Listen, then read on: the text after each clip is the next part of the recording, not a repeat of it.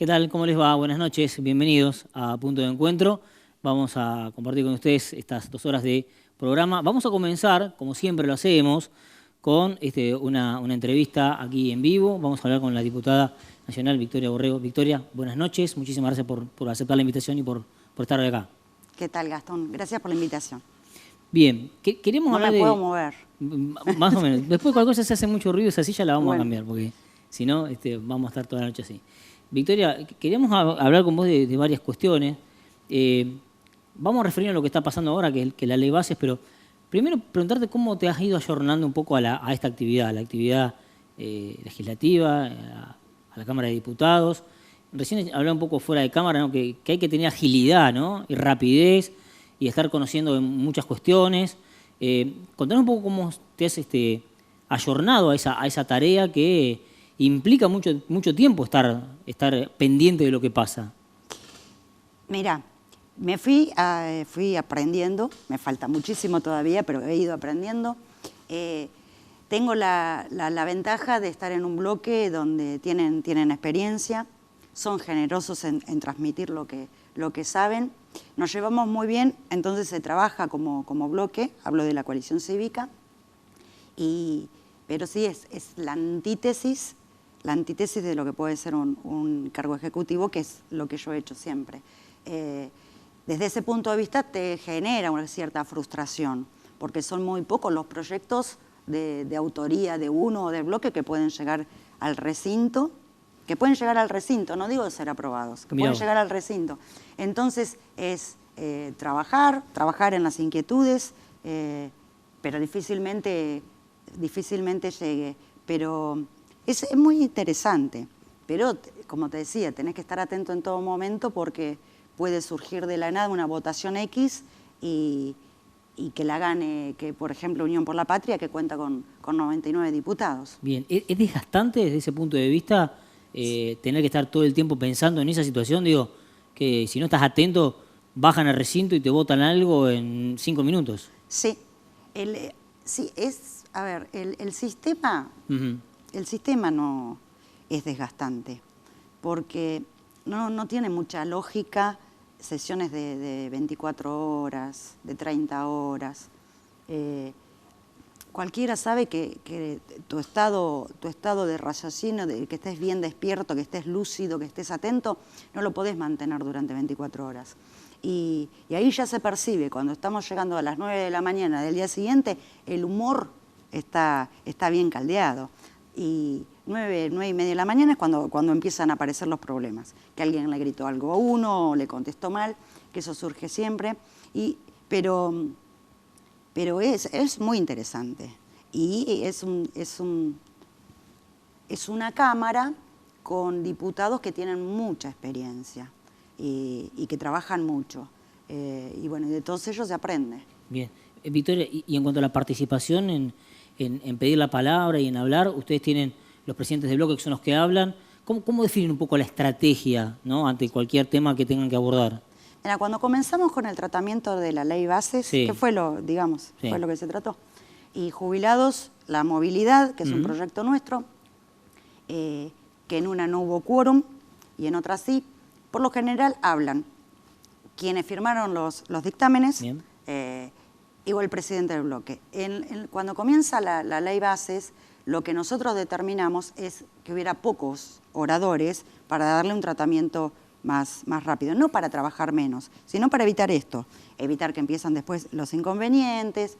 Y bueno, en el primer tratamiento hubo para mí un error del oficialismo de querer tratar inciso por inciso, que tenían aprobado muchísimos artículos del inicio, y cuando se trabó con los incisos, que fue cuando lo mandan a comisión, entonces volvemos a foja cero. Claro.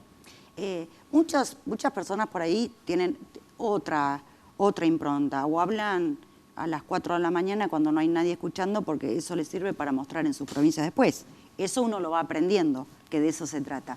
Pero nosotros puede hablar quien quiere, pero por lo general va quién firmó el dictamen y quién es el autor del proyecto. ¿Qué opinión tenés de la ley bases? Vamos a hablar un poquito de eso, que fue lo primero que trató este gobierno, o que le dio la posibilidad a la Cámara, en este caso, para que lo abordara. ¿Qué opinión tenés básicamente con eso y qué mejora la ley bases cuando uno la analiza, la estudia, la discute, como lo hicieron ustedes? Mira, el proyecto lo envía el presidente el 26 de diciembre. Sí. Cuando lo envía 660 artículos, creo que eran. Una mezcla de cosas impresionante. A la vez, luego el DNU con otra mezcla de cosas impresionante. Y luego el paquete fiscal, también con unos 100 y pico de artículos. En total eran más de 1000 artículos con los temas más variados que te puedas imaginar. Nosotros nos preguntamos si realmente el presidente quería que saliera aprobada la ley bases, porque se le sugirió desde diferentes lugares. Nosotros somos oposición al gobierno, pero somos una oposición como lo hemos sido siempre, responsables, hemos trabajado, no vamos a hacer ninguna acción que pueda romperle el equilibrio fiscal o que pueda meterle un bombazo a algún funcionario. Es más, lo hemos evitado. Pero somos oposición, pero lo que hemos trabajado más que el oficialismo con esta ley. Entonces nosotros nos preguntamos si el presidente realmente la quería, porque se le sugirió, como te decía un montón de veces, ¿por qué no la abría? Claro. Y mandaba por partes los temas más importantes? Y yo te digo, viendo los proyectos que tenía la coalición cívica, el PRO, la Unión Cívica Radical, previos a la presentación, tenía garantizados los votos para un montón de cuestiones. Todo lo que es modernizar tiene garantizado. En privatizaciones, nosotros tenemos proyectos previos a la ley bases. Fideicomisos, tenemos un proyecto, es de mi autoría, previo a la ley bases. O sea, hay proyectos para modernizar, desburocratizar, para ofrecer transparencia en lo laboral. Alquileres había varios proyectos. Ahora la cuestión de ganancias, el presidente votó que se retirara y ahora está pidiendo por favor que nosotros votamos que no se retire, sí, y votamos que esté presente. Bien. Mantuvimos la coherencia en el voto. Entonces, hoy estamos con una ley base que es un tercio de lo que originalmente fue. Aquel 26 de diciembre. De diciembre. Y con un paquete fiscal de 100 y pico de artículos. La ley base tiene 260. Nosotros votamos en contra, digo nosotros como coalición cívica, de las facultades delegadas. Es una posición histórica del partido de no dar facultades del Congreso al Ejecutivo. Votamos en contra del blanqueo de capitales porque se permite, te estoy hablando de diputados, se permite, por ejemplo, el blanqueo de criptomonedas sin saber de dónde vienen, de quién son. Se permite blanquear a terceros, o sea, un testaferro, bien, inmuebles a nombre de terceros. Hay posiciones que dicen que va muy benévolo el blanqueo. Nuestra mayor oposición está en eso, en que puede ser dinero que viene de cualquier ilícito para blanquearse. Y el Congreso le está permitiendo, con un presidente les está permitiendo ese blanqueo, más allá de lo que paguen. Y el RIGI, que es el mecanismo para fomentar las grandes inversiones, en diputados lo votamos en contra, porque pretende de alguna manera, sin desconocer que la Argentina no tiene credibilidad en el mundo, por lo tanto, venir a invertir acá es difícil. No va a venir nadie con un DNU.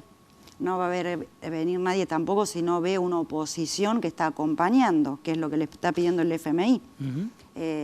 Entonces, se entiende que se tengan que dar garantías por tantos años, pero no podemos acompañar que se cree una mini Argentina especial para las grandes empresas y todo el resto está con una recesión que no da para más.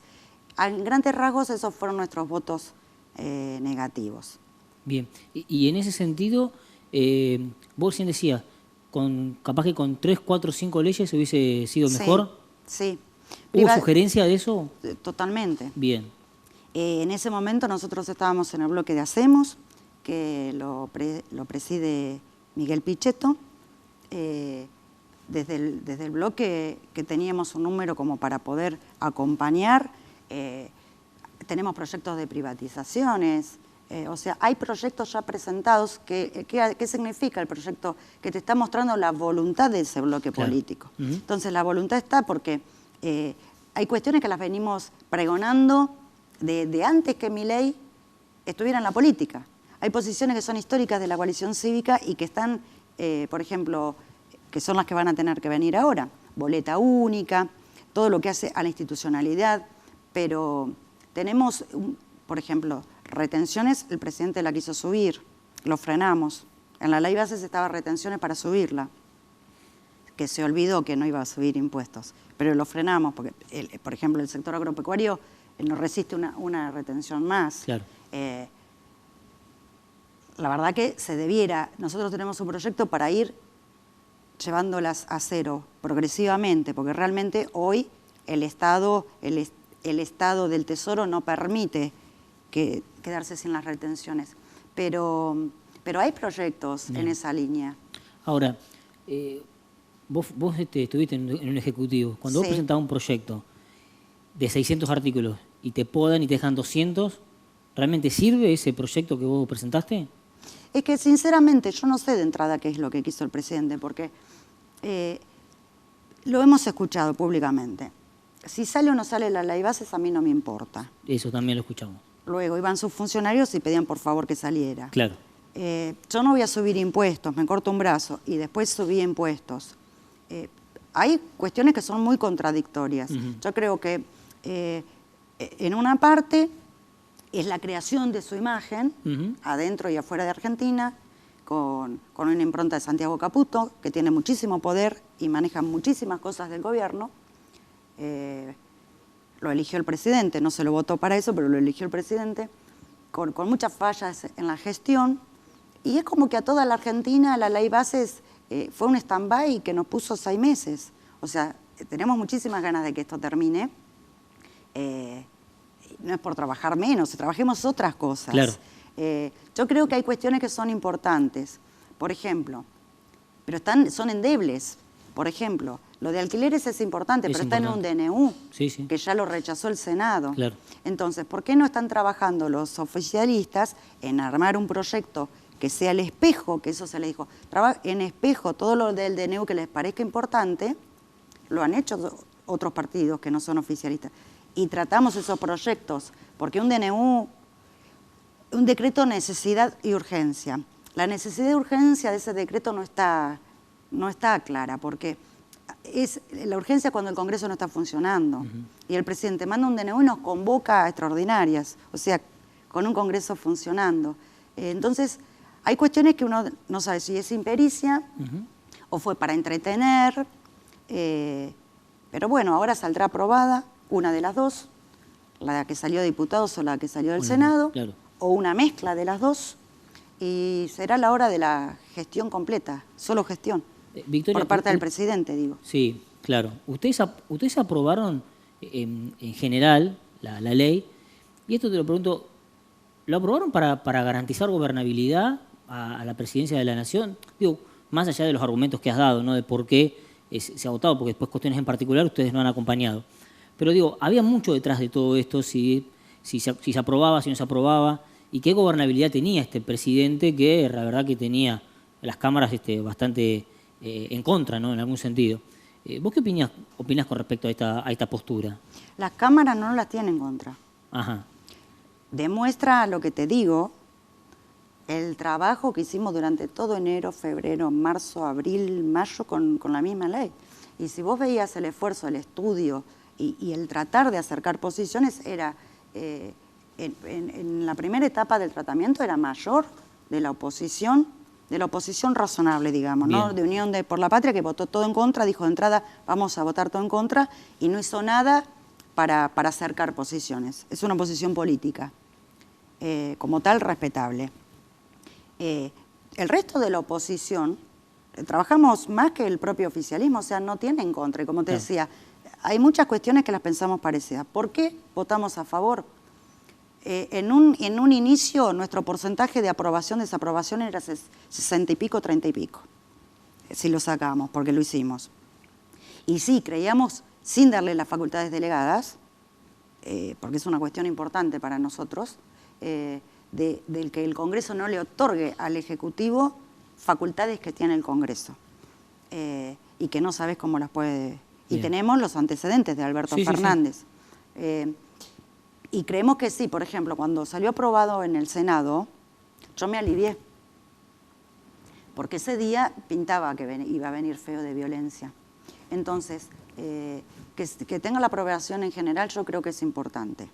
Sobre todo con esto, que el presidente ha dicho que primero que no le importa, pero después todo lo supedita a la ley bases. Entonces, demora cuestiones de gestión importantes, donde creo que hay algunas falencias, por la ley bases. Bueno, que tenga su ley bases, no la va a tener, pero era una mezcla de cosas. Lo de sociedades anónimas en el fútbol, ¿qué tiene que...? No lo puedes poner con alquileres, ¿verdad? O con otras cuestiones de importancia, que pueden ser, o el paquete fiscal, cuestiones impositivas, bajar impuestos, hacer diferentes escalas. Bien. Bueno, por otro lado, el presidente se ha dedicado a subir impuestos.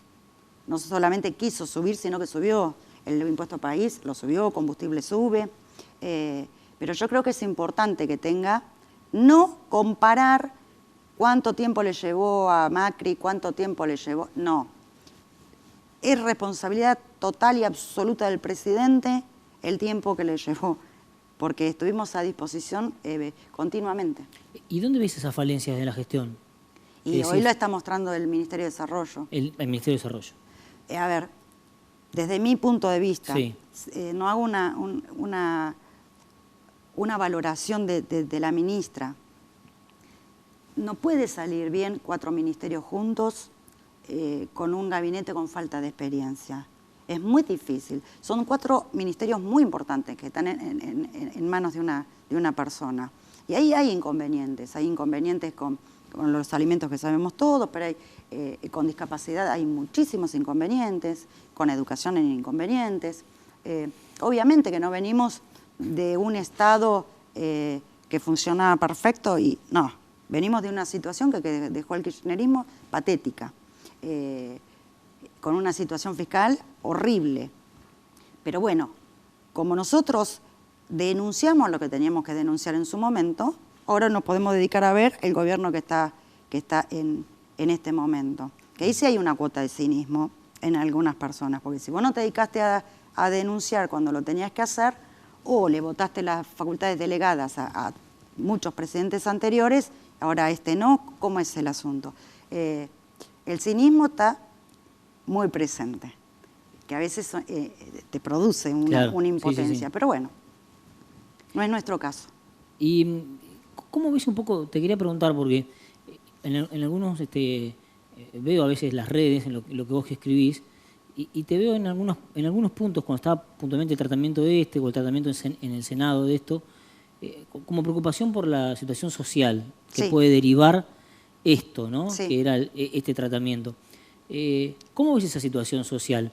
Y después vamos a hablar un poco de la inflación que viene bajando, pero la situación social me parece que es un párrafo aparte para poder charlarlo básicamente por la situación en la que uno se está viviendo la Argentina básicamente, y la expresión máxima es en Buenos Aires, donde pasa todo, ¿no? Mirá, reitero, venimos de un gobierno que dejó todos los índices malos o en rojo. Sí. Por lo tanto, no se le puede atribuir a este gobierno la caída o el no poder salir más fácilmente de algunas situaciones. Eso lo quiero dejar en claro. Perfecto. Luego, a mí me preocupa mucho que vos quieras llegar a un equilibrio fiscal, que lo proponemos, lo queremos, lo deseamos, lo consideramos necesario, pero que quieras llegar a ese equilibrio fiscal a través de no pagarle a los jubilados o de no pagar las deudas con la energía. Entonces, nosotros lo que cuestionamos es lo que eligió el presidente, que no fue la casta, lo que eligió para hacer su ajuste. Eligió a los jubilados, eligió a la clase media, eligió a la discapacidad. Esto te lo digo con conocimiento de causa y con números. Bien. Vos no podés en todo tu ajuste el 35% que le corresponden a los jubilados. Por eso insistimos con la movilidad jubilatoria. Claro. Y el proyecto, en síntesis, ¿Sabés de qué se trata el proyecto? De que le recuperen, que le devuelvan el 8% que le comieron el proyecto del gobierno de la inflación de enero. De eso se trata. No se trata de ninguna otra cosa o que le puede romper el equilibrio fiscal. Entonces, el presidente se declara anarcocapitalista. Declara con un tono que hasta pareciera que lo disfruta, que él viene a romper el Estado desde adentro. Que es como si estuviera infiltrado en las filas enemigas. Esto ha sido público. Luego dice que su autor de cabecera es Rothbard. Si uno está en política, lo mínimo que tiene que ir a hacer es ir a leer Rothbard. Entonces ahí decís, lo que dijo Venegas Lynch con respecto a la privatización de los mares no fue una idea loca que se le ocurrió, la sacó de Rothbard. Cuando hay otra diputada que dice otra locura, la sacó de Rothbard. Cuando dicen que los nenes no tienen que ir al colegio si no quieren, es el sentido de la libertad que se plantea Rothbard, hasta dónde el niño puede o no, y hasta dónde la madre tiene la obligación de alimentarlo o no, Rothbard. Entonces tenés que estar atento, porque hay cosas que nos pueden parecer locas. Entonces a mí me preocupa la cuestión social, y lo hemos hablado en nuestro bloque, que tenemos que prestar especial atención a los que pueden quedar más postergados, que son, en este momento, jubilados, discapacidad, es tremendo lo que está pasando con discapacidad, y la clase media, que la clase media va a pasar a, está viendo cómo poder sostener sus acciones de clase media. Claro. Niñez, han subido la asignación, pero esta cosa que ha pasado con los alimentos es medio incomprensible. Pero si uno va, Milei le encantan las falacias, y las falacias, y las falacias. Plantearte la falacia de Nirvana, plantearte la resolución de un problema en estado ideal, como si estuvieras en un laboratorio, es la falacia de Nirvana. Y hay un periodista, que no recuerdo el nombre, pero muy bien planteado, dice que Milei pasa de la falacia de Nirvana, de armar sus respuestas idílicas a problemas idílicos que no le están funcionando del todo, como si fuera un laboratorio, con situaciones que no son reales, a la falacia del infierno. ¿Qué quiere decir? Pasa lo contrario. Los fideicomisos son todos malos. Los comedores son todos malos. No les mandamos alimentos. Los fideicomisos cerramos todos. Y no es así. Porque si vos tenés un 50, 60% de comedores que no existen, lo que es gravísimo, 5 es gravísimo, sí. Vos tenés el otro que existe y que están esperando que le llegue. Los fideicomisos. Hay fideicomisos, como te decía, tenemos un proyecto que es bárbaro, que transparenta todo, que determina cuál sí, cuál no, lo puede determinar el presidente. Hay fideicomisos que son necesarios. Fideicomiso del fuego. ¿Cómo garantizás que el dinero, por ejemplo, que se manejó mal y tiene denuncias? Sí, manéjalo bien. Entonces, la cuestión social, sí. Y pasando al otro que creo que apuntaba tu pregunta, es hasta dónde resiste la situación social sin llegar a grados de violencia, que ya lo estamos viendo. Bueno, ahí sí me preocupa el tipo de liderazgo que ha elegido Milei para gobernar. Es el liderazgo que tiene y que lo votó una importante proporción de la población, no engañó, o sea, lo que mostraba en campaña es más o menos lo que muestra ahora como presidente, no es lo mismo estar en campaña que gobernar. Claro. Yo creo que sí me preocupa mucho porque creo que ahora la grieta está casi más profunda. La grieta del kirchnerista muy convencido, que anti-Milei, y de los seguidores, no digo de toda la gente que milita a Milei, del seguidor ese que escribe por redes sociales y después son todos contratados en el gobierno. La grieta se arma y ahí en la cámara se ve claramente. Nosotros estamos en el medio y hay momentos que la agresión es tremenda. La agresión es por redes, la agresión es cara a cara y se ve también en la calle. Entonces a mí lo que me gustaría, este es mi estilo también, sí. Ha sido siempre mi estilo, es un presidente que no te hablo del gran pacto entre todos. Vos tenés un sector que no te quiere y no te va a acordar casi nada, Unión por la Patria. Bueno, pero no podés vivir maltratando a todo el mundo y generar... Porque la palabra y el lenguaje son importantísimos para la generación de violencia. Sí. Y el lenguaje del presidente y la palabra del presidente es horrible. ¿Vos decís que no hay paz social o no podés llegar a haber paz social? No, agrediéndote de esa manera no. A ver, nosotros tenemos una cuota de paciencia. ¿Y eso se ve en la calle también? Sí. ¿Se traslada? Sí.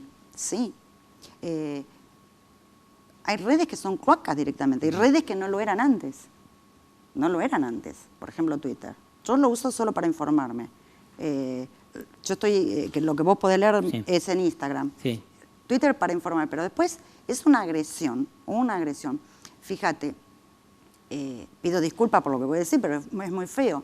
El viejo meado, lo que lleva esa frase, es convalidada por el presidente. O sea, convalida, cuando no retuitea o cuando...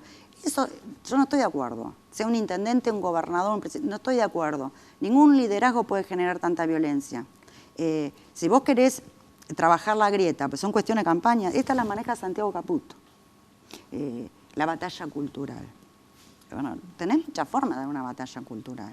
Entonces, la grieta es profunda y hay mucha agresión, producto de resentimiento, producto del malestar, producto de un montón de cuestiones que unos las tienen más y otros menos, pero en varias notas anteriores, bastante tiempo atrás, quise decir, yo te he dicho que la pandemia no la habíamos curado, lo que nos pasó por la cuarentena. Y hay gente que dice que de ahí sale el liderazgo de Milei, la bronca de la gente, el rencor. Por ejemplo, ahora en la Comisión de Derechos Humanos, que yo integro, se están viendo todos los casos de violaciones de derechos humanos durante la cuarentena. Lo que nosotros pedimos que se vean los actuales también, ¿verdad? Pero se está viendo, yo creo que es importante eso para toda la gente que la ha pasado mal, que ha perdido familiares, que no ha tenido justicia. Bien. Pero sí me da temor, porque hay días que vos decís, esta paz que existe, esta convivencia está agarrada a un hilo, ¿viste? ¿Y los índices de inflación que van descendiendo muestran algún indicio de algo o vos creés que no? Son meros números que llevan a que el gobierno los exhiba nada más. El presidente tiene como subsesión la inflación. Sí. Y si uno mira, áreas y mira gestión, ve que se dedica a eso. Y no mucho más. Además, él dice que lo aburre la gestión, que para eso están los funcionarios. Lo dice claramente, públicamente. Yo creo que la inflación va a bajar, está bajando y va a bajar. El tema son los costos. ¿Base a qué vos bajás la inflación? Entonces, ahora hay algunos analistas que te dicen que con las nuevas incorporaciones que puede haber en el área económica en el gobierno, la recesión es tremenda. Entonces, si vos va bajando la inflación, pero el costo es la recesión tremenda que tenés, o sea, la B que decían del rebote no está. No creo que vaya a estar. Pero sí, la recesión se está parando. No hay más. Pero dicen que las nuevas incorporaciones son para hacer ojo o para empezar a ocuparse de la recesión, o sea, la generación de empleo. Sí, el tema es cuánto esperás. Sí, y también cuando se despide gente y es como que lo disfrutás. Eso a mí me parece... Suponte, yo llegaba al punto de que tenía que despedir a una o dos personas y para mí era tragedia. No es disfrute, con justa causa. ¿Entendés? Entonces decir, echamos 5.000, 10.000, ahora vienen 70.000 y lo decís como es adorni, como que lo disfruta el ministro vocero. Esas cosas te hacen abrir un poco más los ojos, pero creo yo, por ejemplo, que el Banco Central no se va a cerrar, que dolarizar no va a dolarizar, que no se va a cortar ningún brazo por subir impuestos. Y bueno, hay cuestiones que son cambiantes entre lo que se ha dicho, lo que se dice actualmente, lo que se hace, pero la inflación yo creo que es como su meta. Sí, va a bajar, va bajando, lo vemos que va bajando. yo recién te decía, ¿no? En tu función antes de intendente, se pide mucho, los intendentes, los gobernadores piden mucho el tema de obra pública y vemos un gobierno que no avanza en ese sentido. ¿Cómo afecta eso, ¿no? Tanto al empleo, básicamente, pero después a las situaciones de generar... el otro día venía alguien al Comité de la Unión Cívica Radical, que ahora lo vamos a escuchar un ratito, y hablaba un poco de la falta de previsión del gobierno nacional en lo que es la inversión energética. Es decir, no hay hoy un componente que diga hacia dónde va la Argentina en cuestión energética. Pero tampoco Milei dice que va a haber inversión en energía como para generar más. Digo, estas cuestiones que te dice, bueno, la obra pública no, obra pública se frena, ¿te hace ruido? ¿Qué te parece? ¿Qué análisis haces? Un análisis que es mi opinión nomás. Sí. No tengo un estudio, no sé quién habló, por ahí soy un estudioso del tema, pero no comparto lo que dijo. Es mi visión. Yo creo que sí se sabe hacia dónde se va en lo energético y en lo minero. ¿Sí? Hay dos situaciones que sabe el gobierno hacia dónde quiere ir, son esas dos. Luego, obra pública en general. Eso también está impactado por todos los recortes que le hizo a las provincias. Porque no es que dijo, se corta la obra pública. Le sacaron, vienen sin ganancia, que se coparticipaba, no le mandó varios fondos a las provincias. Si están bien esos fondos, están mal, es otra cuestión. Pero cuando vos ya estás corriendo, estás ya sobre el presupuesto, claro, que te lo retiren de golpe, vos lo tenías presupuestado. Por eso quizás Kicillof le gane esa cuestión que le hizo por el FONIT, porque está devengado. Sí, es como con lo que te decía, fue todo. Y en energía sí cometieron errores al no pagar y por ahorrarse algunos dólares importantes tuvieron que gastar más para poder comprar. Pero creo que el proyecto, el RIGI, por ejemplo, en la mente del gobierno estaba minería, hidrocarburos y energía. Bien. Después el Senado le incorporó otras, pero esos dos yo creo que sí, que tienen hacia dónde ir. Por ejemplo, la obra pública, hoy vi que Kicillof ha firmado convenios con algunos intendentes, y acá particularmente en 25 de mayo hay mucha obra pública que no sé, alguna, no la tengo estudiada puntualmente, pero la 18 el dinero vino, va a ser complejo. Bueno, ahora el intendente la va a continuar, pero yo creo que más adelante se van a ir liberando algunas cuestiones. Hoy salió una resolución donde todo lo que Argentina hace se disuelve. No sé si acá hay alguna obra financiada por Argentina hace, pero yo creo que, sobre todo con Francos, con el ministro Francos, sí. Que es el que por ahí tiene el mayor conocimiento político, que no es casta para Milei, yo creo que va a tener que ir liberando cosas. De todas maneras, a todas las provincias no le cortaron. Hay provincias donde le giraron dinero. Mira vos. Sí. En el plano local recién hablaste algo. ¿Qué opinión tenés de lo que está pasando? En la gestión local, sí. Bueno, te hago una breve síntesis. Si querés hablar de gestión local, yo encantada que me invites a un programa, hablamos todo de gestión local porque a mí me apasiona el tema. Pero cómo no. Yo veo que lo que está tratando de hacer el intendente, en principio, es solucionar problemas. Que como lo hemos hablado en otra oportunidad, había problemas severos en áreas centrales, en salud, en servicios, en obras, ni que hablar, en el financiamiento y en la calidad de las obras, en una planta municipal y hospitalaria totalmente sobredimensionada. No sé si no hay problema con los potenciales de trabajo también. Sí. Nosotros habíamos pedido un informe sobre eso. Y las obras casi todas tienen un problema de calidad o de financiamiento. Entonces, yo creo que se está ocupando de esas cuestiones con un resultado a la vista desde el punto de vista económico que hay que prestarle mucha atención, que es que en 6 meses lográs tener un ahorro de 5 masas salariales. Entonces ahí hay muchas preguntas que surgen. de cómo el intendente anterior no tenía un peso para poder destinarlo de origen municipal a, por ejemplo, un pozo de agua. Nosotros lo veíamos viendo, que no quedaba nada, en cada rendición se veía, y lo manifestábamos. Pero esto es porque yo no creo que ese ahorro esté dado solamente por funcionarios políticos, sinceramente. Entonces, esto es un dato, no es una opinión, es un dato. De 6 meses de gestión vos tenés un ahorro de 5 masas salariales. Eso te permite organizarte mejor, poder pensar lo que vas a llevar adelante, y hay áreas hay áreas que tienen más experiencia, y hay otras que tienen menos, y se tendrán que ir apurando para poder brindar un mejor servicio a las que tienen menos experiencia. ¿Y a qué le atribuís el ahorro? Digo, a cuestiones no sé, creo que habría que estudiarlo. Hay que estudiarlo. Yo no lo estudié y no estoy en condiciones de estudiarlo tampoco. Bien, pero digo, ¿te llama la atención las licitaciones públicas que se hacen, que se han realizado? El dato que te doy es este. De 6 meses de gestión, bien, lograste un ahorro de 5 con aumento salarial. Sí. O sea, tu ahorro no es en base a que no aumentaste a los empleados.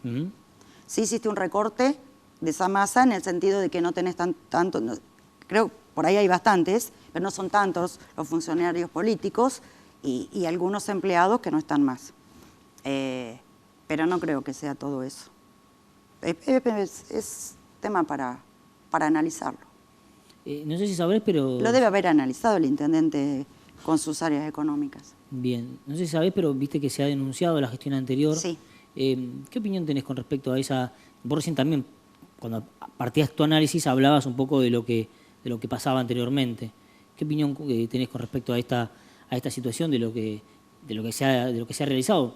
Más allá nosotros hemos hablado con algunos funcionarios y dicen, bueno, la situación que por ahí la va a resolver la justicia, ¿no? Pero también deslindar responsabilidad porque no hubo transición de un gobierno con el otro. Sí, no sé por qué no la hubo. No sé por qué no la hubo. Sinceramente. ¿Vos la viste? Sí, pero fue una voluntad. Bien. De cómo hay que hacer una transición de gobierno. Hay que hacerla. O sea, acá no existió la voluntad de quien se iba para hacerla, pero no sé si existió el apoyo de quien tenía que apoyar para que fuera, que es el Tribunal de Cuentas. Porque hay una resolución que es clara al respecto. Tiene que ponerse a disposición para agilizarla, para hacerla más fácil y para que ocurra. A eso me refería con que no sé por qué no. El Tribunal de Cuentas tiene que cooperar en eso. Igualmente la transición de una administración a otra se hace con los de ley. Sí. Pero no fue una transición, ni mínimamente ordenada. Te preguntaba de la denuncia. La denuncia me parece que el hecho de la denuncia me parece que está muy bien. Yo creo que dentro de los compromisos de campaña que tomó el intendente, ese fue uno. Y yo creo que ese pesó mucho en el voto de quien no estaba tan convencida con él. El tema de decir, bueno, yo acá voy a tratar de que se haga justicia en lo que él y tantas otras personas, donde me incluyo, pensábamos que ocurría. Entonces, es que se ha tratado de denunciar en varias oportunidades el Tribunal de Cuentas y demás, y muchas veces se le faltaban elementos. ¿Qué va a pasar con esa denuncia? No sé, pero está muy bien que la haga, porque es un compromiso que él asumió. Victoria, te hago la última pregunta y quiero hablar un poquito del partido. Yo te lo contaba antes que arrancamos el programa y te decía que estuvo López Murphy, estuvo Margarita Stolbizer aquí y hablábamos un poco del fin ya de Juntos. Un poco, ¿qué opinión tenés vos con respecto a esta situación? Pensando en lo que viene, ¿no? Que es la construcción de un espacio para las legislativas del año que viene. Mira, la líder de nuestro espacio, Elisa Carrió, sí, lo dijo y le dijeron de todo, le dijo que está roto y dijo que había un integrante Juntos por el Cambio, Mauricio Macri, que quería irse con los libertarios. Bueno, entonces, está perfecto que no se finja un Juntos cuando no existe ese Juntos. Ya era medio complejo el año pasado dentro de la Cámara, con votaciones totalmente diferentes o cuestiones que se pretendían diferentes. Entonces, ahora todos los partidos están con algún inconveniente. O sea, el PRO se se está rearmando, hay una parte del PRO que es oficialista puro, con Patricia Bullrich, hay otra parte del PRO que está cooperando como oficialista. Yo creo que Mauricio Macri por ahí va a tomar otro camino, no tan oficialista, pero no lo sé. El radicalismo tiene también sus cuestiones que se ven, la posición de Lustó en el Senado, de otros diputados en la Cámara. Y nosotros, nuestra fortaleza, nuestra debilidad a la vez, porque somos pocos, estamos ordenados. Dentro del que vos nombrabas a López Murphy y Margarita, compartíamos el bloque, hacemos coalición federal, claro, que integramos ese bloque abiertamente por una cuestión administrativa. Hubo un acuerdo entre Unión por la Patria, La Libertad Avanza y Ritondo para que no nos tocara ninguna comisión. Ahí no le molestó con quién hacía los acuerdos. Y decidimos armar ese bloque por esta cuestión, o integrarnos ese bloque por esta cuestión administrativa. Pero lo que debo decir es que el respeto que tuvimos, la libertad, el respeto, lo escuchamos solo los otros días en una entrevista que hacía, que decía esto, que le daban ganas de seguir estando en las reuniones de bloque. Contenido político, aprendes un montón, con gente que está hace muchísimo en la política. Y, por ejemplo, Facultad de Delegados votamos todos distintos. Y está el respeto, con una conducción de Pichetto absolutamente respetuosa. Pero con las cosas claras con respecto a lo que no compartimos, arriba de la mesa. Yo creo que falta, posiblemente, Elisa Carrió sea candidata a senadora por la Ciudad de Buenos Aires y posiblemente ahí la coalición cívica hoy te diría que puede ir sola. Y luego Provincia de Buenos Aires es un lío, pero es un lío para todos los partidos en este momento. Estamos con el cimbronazo y bueno, se irá rearmando. Lo que sí te puedo decir es que cuando te decía nuestra debilidad es nuestra fortaleza, que somos pocos y estamos ordenados, es que nuestras votaciones también muestran que no actuamos por conveniencia. Entonces, estaremos donde podamos estar y donde debamos estar, ¿verdad? No vamos cambiando de acuerdo a si vamos a tener un lugar o no tener un lugar.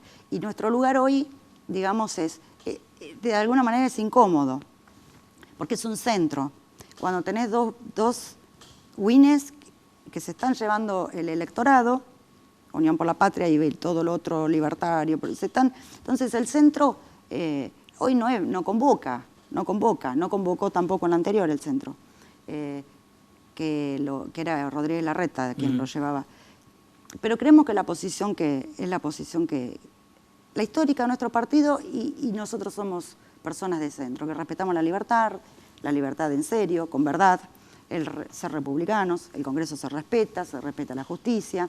Creo que esas cosas son básicas para una convivencia. Hoy el centro no paga electoralmente. Ahí estamos y veremos qué podemos formar, pero vamos a estar en esa línea seguramente. Muy bien. Te agradezco mucho que hayas venido y bueno, queda invitación abierta para hablar de... Todo local. Todo local. Gestión local. De gestión local. Así que bueno, muchas gracias por haber venido. Gracias, Gastón. Muy bien. Bueno, nosotros hacemos la pausa y continuamos con más puntos de encuentro.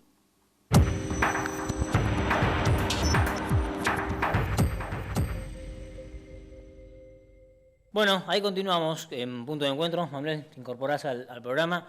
Buenas noches. Buenas noches. Buenas noches. Contanos algo porque participamos la semana pasada de una reunión importante con un tema que es candente, ¿no? Que es el tema de la energía. Así es. Vino Jorge Lapaña, es ex secretario de Energía Nacional, es el actual presidente del Instituto de Energía Argentino General Mosconi. Bueno, muchos pergaminos, ¿no? Sí. Por parte del ingeniero Jorge Lapeña, que vino en una visita al comité de la Unión Cívica Radical. Son visitas que está generando el comité de la UCR para hablar sobre diferentes temas con referentes importantes, ¿no? El caso del ingeniero Lapeña, entonces, que estuvo el día viernes pasado, habló sobre muchas cosas, ¿no? Una síntesis, digamos, de lo que fue la charla posterior, Gastón, claro, con cuestiones que tienen que ver con las tarifas de la energía, que tienen que ver también con la política energética o no, Claro. si hay o no, de este gobierno nacional. Y la verdad que, bueno, por ahí poniendo sobre la mesa muchas dudas que hay en el país con respecto a este tema. Sí, siembra bastantes dudas en cuanto a la carencia aún del gobierno nacional de un programa energético hacia el futuro. Y básicamente genera en esa duda la incertidumbre de saber qué puede llegar a ocurrir si en el corto tiempo la Argentina, a través del gobierno nacional y de las políticas propias del gobierno nacional, no genera las condiciones para que haya inversiones. También habló básicamente de las inversiones que tienen que hacer las empresas, pero las empresas dicen no pueden hacer inversiones si no hay a nivel nacional un esquema, un programa a seguir. Bueno, ahí se generan dudas, ¿no? En cuanto a si no hay políticas, ¿cómo haces la inversión? Porque lo inmediato por parte de los consumidores es la empresa que me presta el servicio no hace las inversiones dadas para que pueda llegar a brindarse ese servicio energético. La realidad es que también esto va atado a las políticas nacionales. Y él lo que cuestiona, al menos en primera instancia, es la falta de esas políticas. Claro. Al menos por el momento, en estos 6 meses que lleva Milei en el gobierno.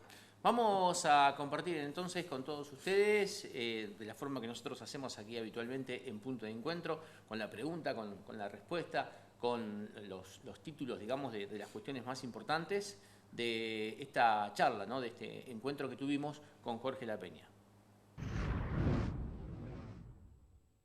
El gobierno del presidente Milei no ha explicitado un programa energético ni en su plataforma ni en su discurso, de forma tal que quienes tratamos de ver el futuro tenemos algunas dudas.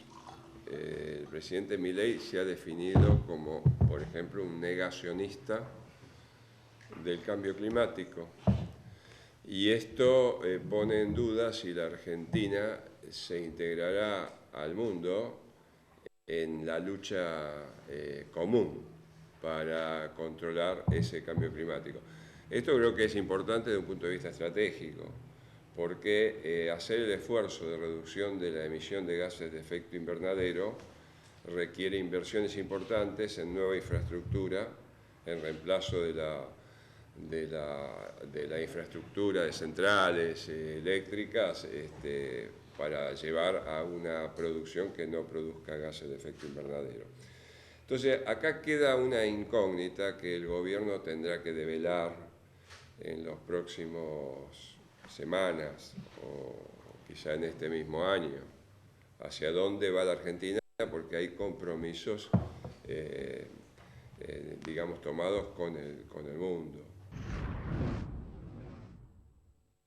Estamos viviendo un proceso de actualización tarifaria, producto de que en este siglo, durante los 24 años transcurridos, prácticamente se ha ignorado el funcionamiento de la economía energética.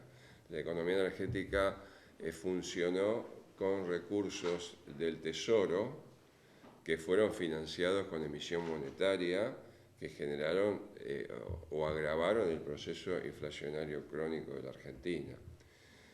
Entonces tenemos que estar preparados para ese ajuste.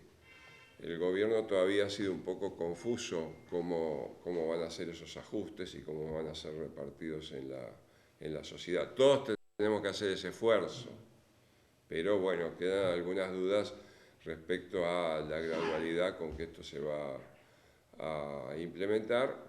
Y bueno, estamos en los 6 meses de gobierno y bueno, eso es lo que puedo decir en este momento. Tenemos dudas y todavía faltan certezas, todavía falta explicitar un programa energético.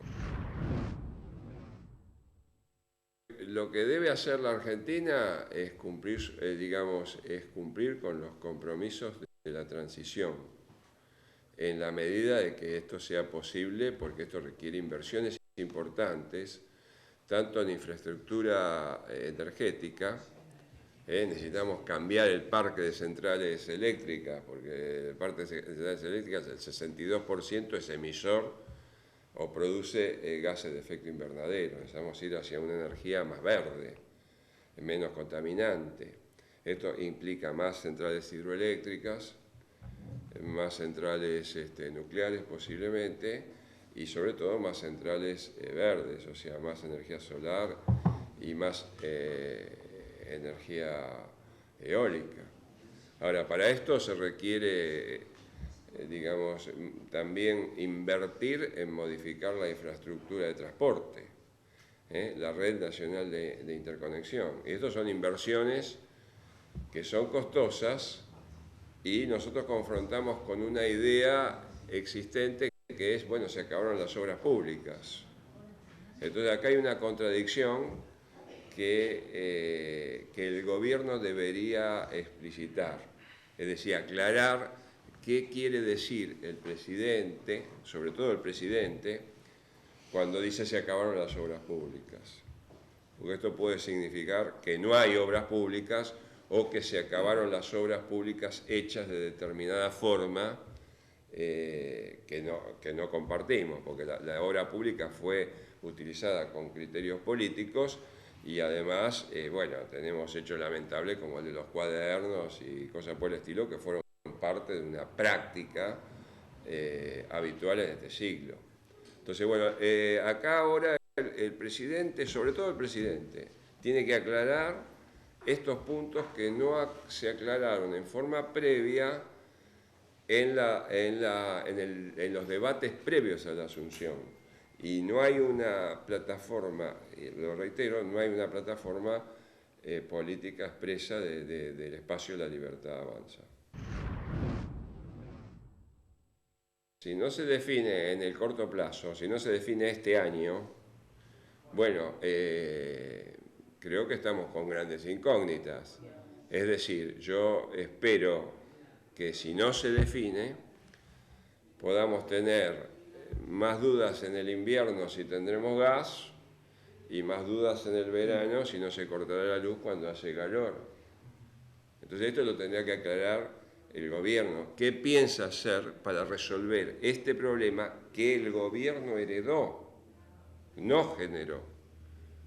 Pero el gobierno en su función de gobierno recibió la herencia prácticamente sin beneficio de inventario. Esto es lo que estaba y esto es lo que hay que mejorar. E insisto en este tema de la transición energética. Si nosotros vamos a cumplir los compromisos, necesitamos hacer cosas.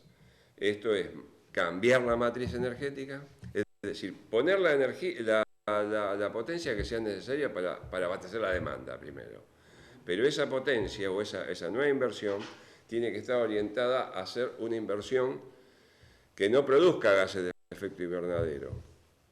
Entonces acá tenemos que ver cuál es en definitiva el plan que el gobierno expresó. Por otro lado, la lucha contra el cambio climático implica también evitar la deforestación, porque es tan importante emitir menos anhídrido carbónico a la atmósfera como absorber más, y esto se logra en la medida de que tengamos una política ambiental definida que no está definida en este momento. Entonces esto es lo que puedo decir.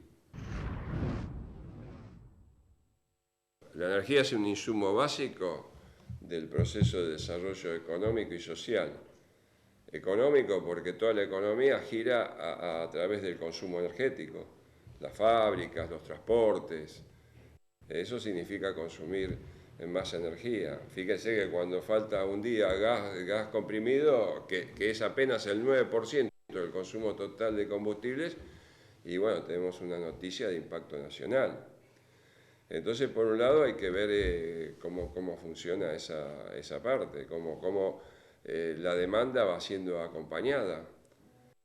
Y por otro lado, cómo se resuelve con nueva infraestructura también para que, digamos, no tengamos los problemas que sabemos que tenemos. Nosotros sabemos por un dato, por datos, digamos, que pasada determinada temperatura el sistema se pone en una situación crítica. Entonces, lo mismo en el caso del gas.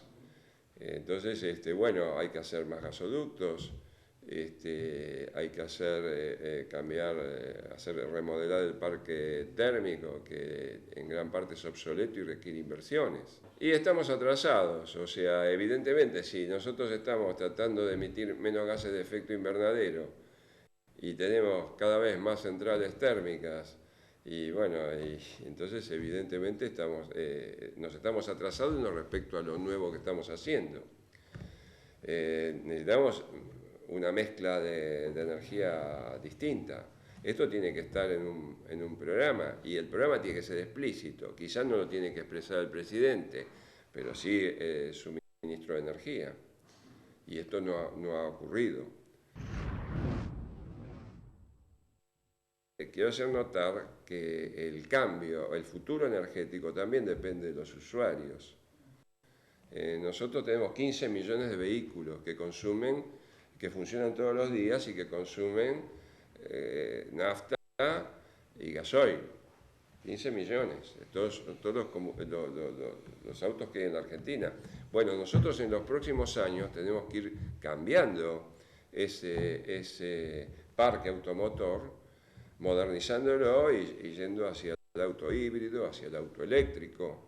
Pero esto requiere también inversiones en que haya suficiente energía eléctrica como para poder cargar las baterías, y que el usuario tenga opciones de compra que favorezcan la decisión hacia comprarse. Por ejemplo, quien tiene que cambiar el auto, tiene que haber incentivos fiscales que lo lleven a esa persona que va a cambiar el automóvil, lo lleven a preferir comprar un auto híbrido que consume la mitad que un auto a combustible común, y en ese sentido tiene que tener o más cuotas para financiarlo o pagar menos patente. Es decir, hay que ayudarlo y hay que orientarlo a que tome una decisión individual, familiar, que se compadezca con una decisión de política general. Pero para esto hay que definir la política general. Que el presidente sea negacionista es un problema para esto, para el mundo que se calienta. Bueno, ahora lo que hay que saber es si es el presidente individualmente que es el negacionista o su gobierno es negacionista. Porque no es exactamente la misma cosa. Uno puede decir, yo no creo, pero sigo una tendencia general o un compromiso general de la Argentina pactado antes de mi llegada. Puede ser, yo no creo, pero mi política sigue la política argentina. Ahora, otra política puede ser, yo no creo y no voy a asignar dineros para resolver esto. Porque estos son, digamos, ¿cómo se hace una política? Se hace recurriendo a mecanismos de política, que son los impuestos y los subsidios. Si nosotros no queremos que haya automóviles que consuman nafta, o queremos reducirlo, tenemos que poner un impuesto a la nafta, que nos cueste un poquito más. Y si queremos que haya automóviles híbridos, tenemos que dar un subsidio al auto híbrido para lograr que el decisor, que es la persona que va a cambiar su automóvil, elija una u otra variante. Bueno, de esto se trata la política. El gobierno en 6 meses ha sacado una ley importante que se juzgaba decisiva, pero es 1/3 de la ley que quería. Esto es un punto que hay que más o menos tomarlo en cuenta. Es decir, necesitamos un sistema que funcione, digamos, no con tiempos tan laxos. Si vamos para hacer una ley que consideramos clave, tardar 6 meses y la bajamos a 1/3, bueno, acá o algo no estuvo bien pensado. Si hubiera decisiones políticas e incentivos correctamente fijados, me parece que sería todo más fácil. Ahora, ¿en qué medida las empresas son responsables? Ya no están las empresas estatales, que eran las que de alguna forma llevaban adelante el interés general, el interés político de la administración. Entonces, en la medida que son empresas privadas y muchas extranjeras, es bastante lógico que las empresas esperen tener una situación económica estable. La Argentina no tiene una situación económica estable, está recién bajando la inflación. Ya vimos que hay muchas cosas que son anormales. Ayer se discutió, ayer la ley y hubo desmanes que hablan de que más allá de ser una protesta, que la protesta es legítima y se puede expresar por los diarios, se puede expresar de mil formas, pero acá se expresó de una forma vandálica. Había un desafío a un Congreso funcionando. Entonces, bueno, hay cuestiones que me parece que van a tener que ser prolijadas para que en la Argentina los inversores que no pertenecen al Estado tengan la confianza que el Estado no va a cambiar las reglas de juego en el medio de esas decisiones, ¿no? Bueno, Gastón, ahí estaba entonces Jorge La Peña. Vos sabés que es interesante esta charla, ¿no? que tuvimos con él, este encuentro que tuvo con la prensa y después posterior charla con los asistentes. Vamos a hablar algo después de los asistentes. Vamos a decir algo. Vamos a decir algo. Pero es interesante que establezca, y al establecerla él también seguramente la establece mucha gente, digamos, vinculada no solamente al sector de la energía, sino a otros, que establezca esta duda frente a la dualidad que tiene el presidente Milei y su gobierno. ¿De qué se trata? Bueno, él plantea, dice, el presidente Milei es negacionista con respecto al cambio climático. Ahora, ¿es negacionista el presidente o es negacionista también el gobierno nacional? Claro. No es lo mismo. Claro. Plantea también el negacionismo que tiene el presidente Milei con respecto al Estado y la obra pública, ¿no? El presidente Milei ha dicho que no hay más obras públicas, que está en contra de la obra pública, que bueno, listo, se terminó todo, ¿no?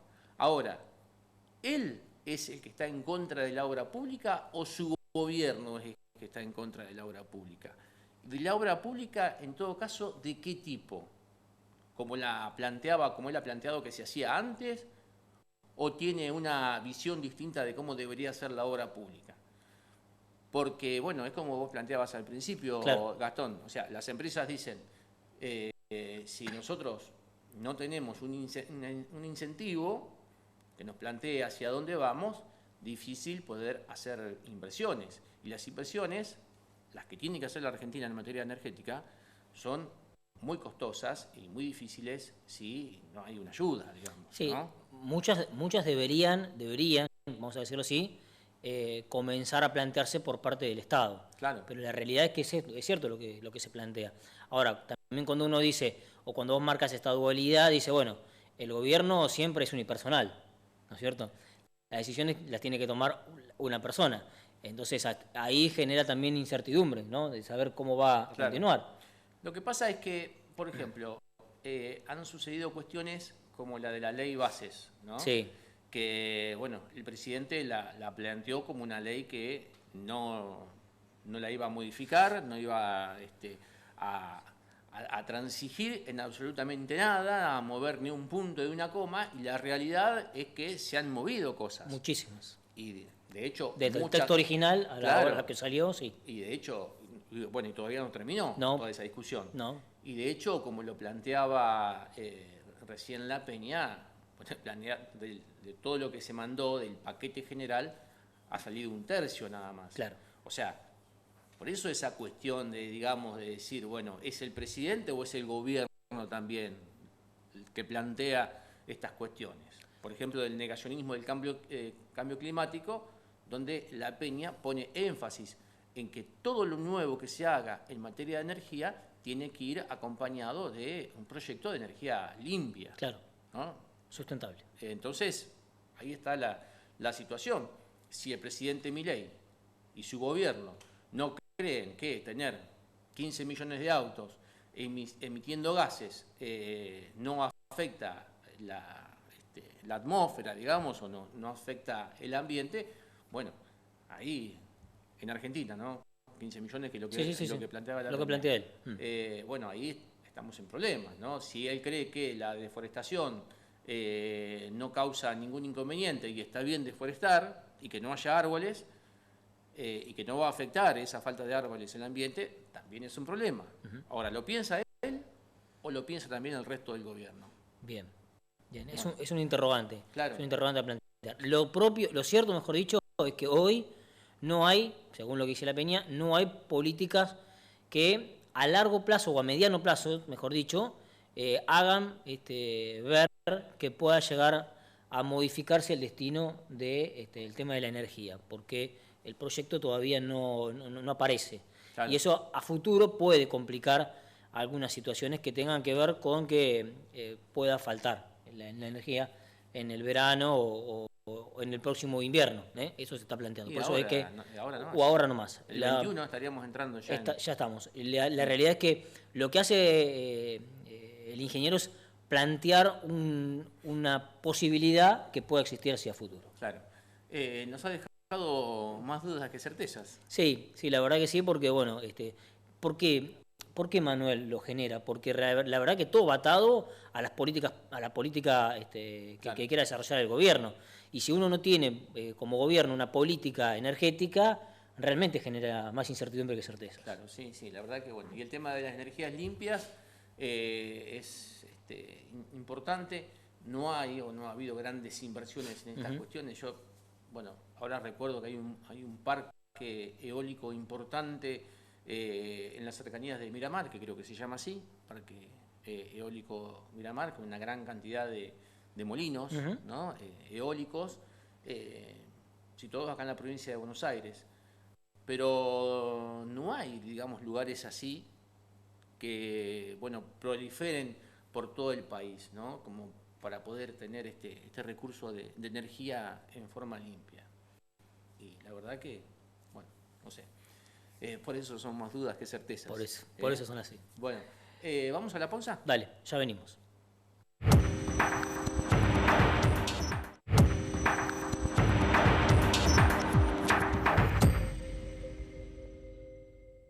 Muy bien, Gastón, vamos ahora a este espacio, ¿no? que teníamos, que es nuevo, que es el espacio de la foto. ¿Hay foto hoy? Hay foto hoy. ¿Y qué foto? Y tenemos una foto hoy, sí, que es interesante para sí, mostrar. Puede llegar a quedar en el recuerdo. Sí, es cierto. Porque habla mucho del pasado y del presente. Claro, exactamente, sí. Y bueno, y justo se encontraron dos protagonistas de ese pasado. Claro, ¿no? claro, sí. Bueno, vamos a situarnos, ¿te dale, parece? A ver. Bueno, vamos a situarnos. Volvemos a lo que fue la presentación del ingeniero La Peña en el Comité de la Unión Cívica Radical.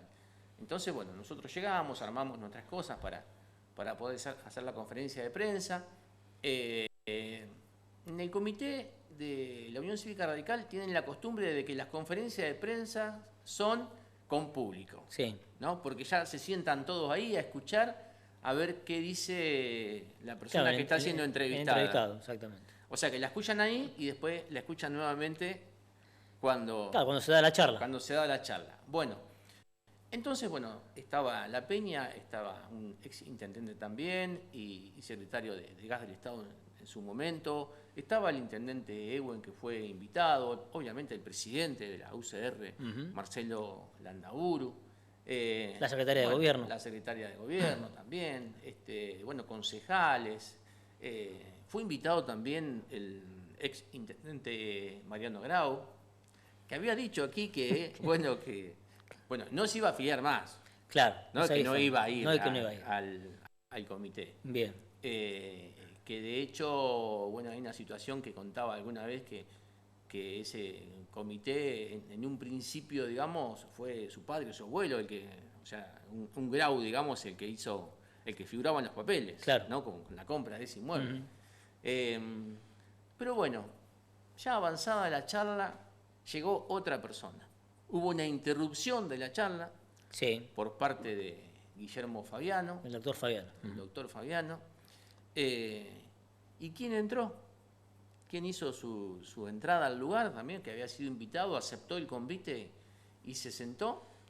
Y llegó a la casa de la Unión Cívica Radical. Y llegó a la casa de la Unión Que Cívica ahí, Radical. más allá de aceptar la invitación, es una persona que no pertenece ideológicamente a ese partido. Por eso también llama la atención, ¿no?, de que haya aceptado esa invitación.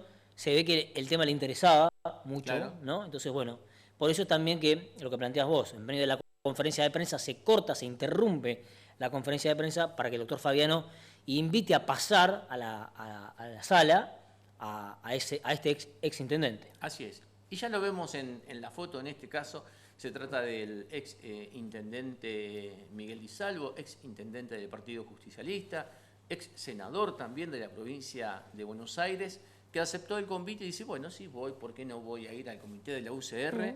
Y como dijo el doctor Fabiano, en una muestra cívica, digamos, bueno, de responsabilidad cívica y además de alguna manera de adelantarse a estas cuestiones, ¿no? De zanjar algunas cuestiones ideológicas y decir, bueno, yo voy a escuchar también qué es lo que tiene que decir este hombre. Y un justicialista de pura cepa se sentó, digamos, en el comité de la UCR también a escuchar esta charla. Me pareció interesante la foto, Sí, porque había mucha gente, digamos, podríamos decir, de esa época, ¿no? de las luchas políticas, digamos, de hace un par de años atrás.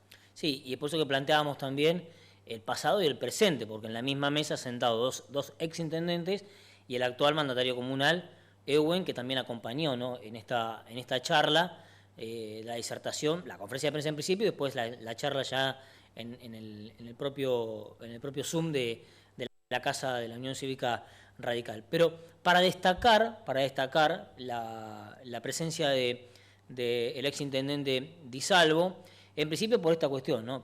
Seguramente que el tema le interesaba, pero también llegarse hasta ese lugar. Yo me preguntaría, haría una gran pregunta, ¿no?, si algunos otros exintendentes irían, ¿no?, a la Unión Cívica Radical a una invitación de estas características. ¿Y viceversa? Y viceversa. Un radical en el Consejo de Partido. En la unidad Claro, básica, ¿no? En el Consejo de Partido ¿En la Justicialista. casa partidaria? Claro, también. Yo creo que algunos irían.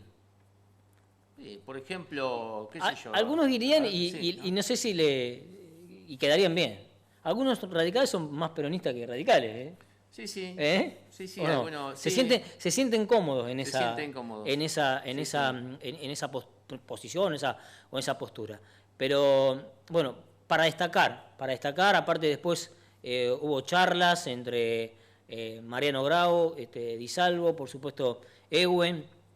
Bueno, conocer un poco de lo que han sido parte ellos en el pasado y la actualidad con el doctor Ehuen, que también participó. Pero nos parecía interesante, ¿no?, mostrar esta foto que habla básicamente de democracia, nada más y nada menos. Claro, sí, sí. Es destacable, digamos, la presencia y la actitud, ¿no?, de Miguel Di Salvo en asistir, digamos, de dejar de lado algunas cuestiones que tienen que ver más con prejuicios que otras cosas y, bueno, darse el permiso de alguna manera de poder estar allí compartiendo con adversarios políticos, pero con gente que seguramente quiere o ha querido lo mejor para 25 de mayo. Cada uno con sus políticas y cada uno con sus miradas.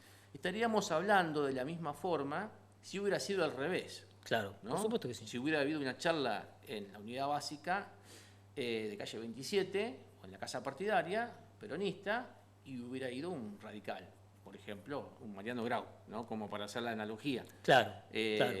Estaríamos hablando de lo mismo. Y a lo mejor, Gastón, ¿por qué no esta situación ser un ejemplo, ¿no?, para estas nuevas generaciones de lo que es una convivencia cívica, ¿no?, sobre todo. Exacto. Porque se puede estar, obviamente, muy en las antípodas de un pensamiento y otro, pero cuando las convicciones son democráticas, bueno, hay un punto en común.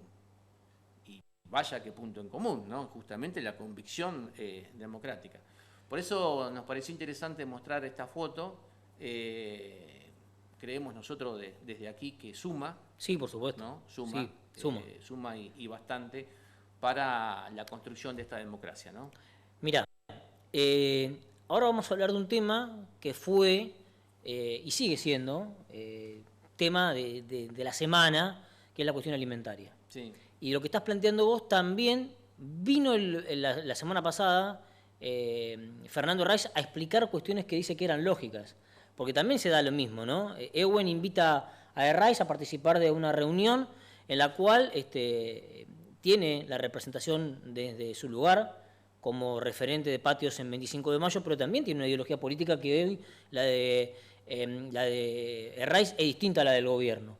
Pero también se da esta situación, ¿no? Que tiene que ver con la invitación a un espacio para participar de un tema que hoy es fundamental, es trascendental para 25 de mayo, para la Argentina y para la provincia, para la Argentina en definitiva, que estamos hablando de la cuestión alimentaria.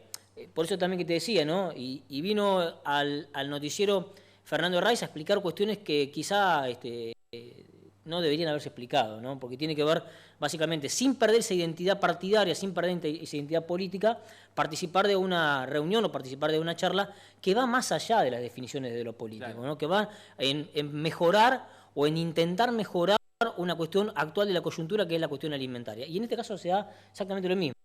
Un referente importante como la Peña que venga y que dé una charla de estas características, un referente de otro partido político no está, no se puede perder una charla de estas características, por más que vaya a la casa partidaria adversaria, ¿no? Está claro, buena la participación. Pero, o sea, ¿alguno piensa de que en este caso Miguel Di Salvo va a dejar de ser más o menos peronista porque fue a una charla? No. Es impensado. O sea, seguramente Di Salvo es mucho más peronista de los que dicen serlo, ¿no? Y que se rasgan las vestiduras y se tatúan, digamos, la cara de Perón y Evita en el brazo. Pero, bueno, yo espero que no haya uno que justo le tenga y se enoje. La verdad que no lo sé. Pero lo cierto es que una cosa no quita la otra, ¿no? Y bueno, digo, ¿no? Haciendo un paréntesis acá. ¿Hubo retos ahí? Porque vos nos nombraste que Fernando Reis fue, y es cierto, estaba en la mesa que estaban hablando de todo el tema alimentario. Sí. Estuvo allí en la mesa y bueno, hubo fotos y demás, ¿no? Sí. ¿Hubo retos? Hubo retos también. Hubo retos. Sí. Llamadas o algo de eso, ¿no? Sí, todo. Mensajes, llamadas. Bueno, pero también, yo he escuchado, también hay que ver de quién viene. Claro. Yo he escuchado algún referente, digamos, del justicialismo, del peronismo, hablar de esto y decir, pero ¿por qué fue que esto, que el otro? ¿No? A ver, ¿por qué no? ¿Por qué no? Hay una construcción, es decir, no se pierde identidad política por participar de una... es mi forma de pensar, es mi forma de pensar. A ver, peor estuvieron los que anteriormente estuvieron en la oposición, porque Fernando Reis dice, en algún momento de la entrevista con nosotros, a mí me invitan y yo voy. Cuando yo era gobierno, invitaba y no venían. Claro. ¿No? Yo invitaba y no venían. Entonces, bueno, también esto habla un poco de las reglas del juego. Y hay que ver a quién también invitan y quién también invitan y va. ¿No es cierto? Porque Gabriel Blanco también participó de esa charla, que ahora va a formar parte del informe. Y uno no va a decir que Gabriel Blanco no tiene una identidad política distinta a la de Ewen en la actualidad. Claro. Entonces, sí. Bueno, también uno tiene que situarse en el momento y en el lugar, básicamente pensando en que tiene que haber un objetivo superior y no la mezquindad política de participaste, no participaste, te prestaste para la foto, no te prestaste para la foto. La realidad es que acá hay un tema superior que es la cuestión alimentaria y que todos los que tengan un rol social y participaron de esa reunión tienen posibilidades de mejorar desde su punto de vista o de su lugar esta situación que hoy está pasando. Claro. Hay que ver, Gastón, qué mirada tiene de la política cada uno, ¿no? O cómo manifiesta su ser político. Claro. ¿No? Uno lo manifiestan de una manera y otros de otra. Sí. A lo mejor unos más mezquina, más hacia adentro y otros más hacia afuera. Ahora, yo también lo que pregunto, ¿con qué autoridad los que retan se creen con esa autoridad para retar? ¿Desde qué lugar se paran? ¿Desde qué lugar se sientan y ejercen esa superioridad del reto pensando en qué? Que uno es superior, que uno es distinto, que uno es mejor. La verdad que no lo entiendo.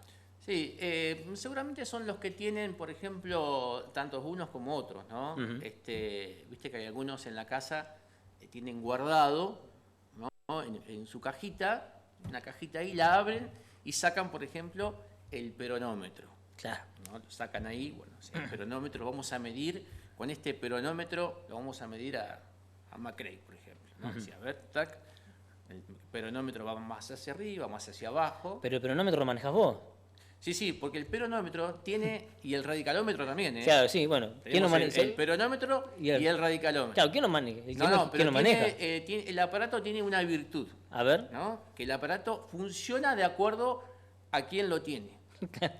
Entonces, por ejemplo, yo lo tengo y digo, para que él mirá, me dio 0,3 de peronista. Te lo doy a vos y vos decís, no, pero a mí me da 1,2. Claro. ¿Viste? Entonces, bueno, esa situación tiene el peronómetro también. Bien. ¿Viste? Y el radicalómetro también. Radicalómetro también. Ni te lo cuento ese también. Son los dos. Sí. Ahora habría que hacer un censo para saber quién lo tiene, quién los tiene. Y mirá, yo creo que cada uno debe tener uno en la casa.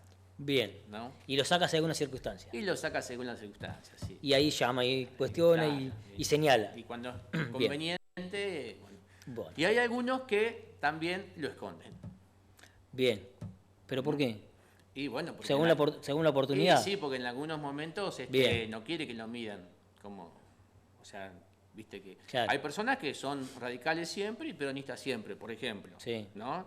Y hay otras personas que dicen, bueno, ahora no sé si me conviene tanto ser radical o no sé si me conviene ser peronista. Tanto peronista. Bien. ¿No? Bien. Entonces, a lo mejor me voy para acá.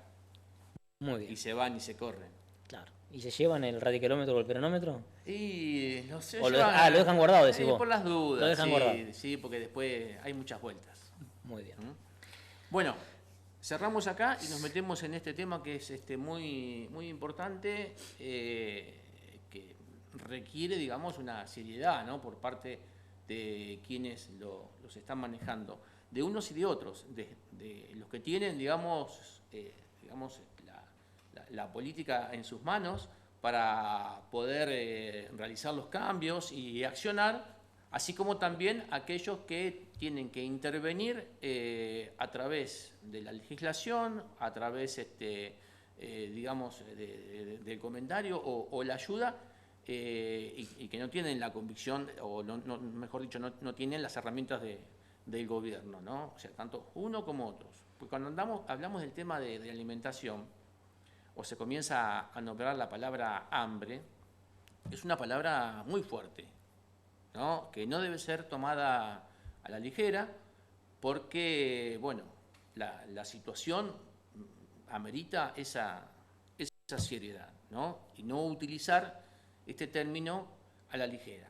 Utilizarlo en términos políticos partidarios, si se quiere, claro, o políticos para llevar agua para el molino. Es algo muy serio, algo, digamos, que nos debe doler a todos, ¿no? Que un vecino nuestro no tenga para comer, o que un niño dice, bueno, sufre hambre, o sea, no tiene.